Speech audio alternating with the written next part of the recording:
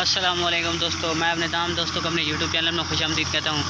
दोस्तों आज की वीडियो जनाब बिल्कुल रात हो गई ये जनाब तुम देख सकते हो, बिल्कुल अनार हो गया।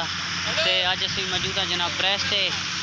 अज जनाब अस प्रैस से मौजूद हाँ। तो इतने जनाब जो काम होना है मुफली होनी है, उसमें जनाब मिस्ट टांगरी होती है, उस तो जनाब बनाए वेंदे उस सारे इकट्ठे करके तो गट्ठे च बनाए वैना। तो ये जनाब है ट्रेलर कलर हुआ ये जनाब हाँ इतने बिल्कुल बुक हो पाया, लेकिन ये इतने हाँ फस गए। तो फिलहाल ये इतने खला हुआ। तो असी जनाब इतने आए हुए कहीं लैवन, क्योंकि अस भी इतने कहीं बेचन। तो बस हूँ है जनाब उत गड्डी वहनी पई, तो उत्थे जनाब हम कहीं लावन लगे। तो ऐसे जनाब फिलहाल है इतने ट्रेलर लगा पाया, ये फसा पाया। तो हालात इतने बड़े माड़े हुए पैन। अज की वीडियो जनाब ये कुछ ही तो सूँ ये विखाना है कि साढ़े गाँव की प्रैस मशीन है जिथे कम होना काफ़ी ज़्यादा है। तो अज की वीडियो जनाब साड़ी ये कुछ है इस वीडियो तो जनाब असी तो को मंगते हैं इस वीडियो का अख्तिताम।